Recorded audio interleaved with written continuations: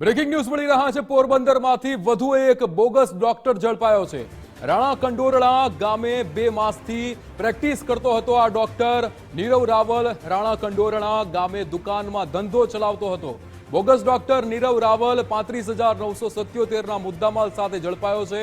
આરોપી પાસેથી અલગ અલગ કેપ્સ્યુલ તથા ઇન્જેક્શન મળી આવ્યા છે। પોરબંદર એસઓજીએ કાર્યવાહી કરી છે। નીરવ રાવલ રાણા કંડોરણા ગામે આ દુકાનમાં એ પ્રેક્ટિસ કરતો હતો, ધંધો ચલાવતો હતો।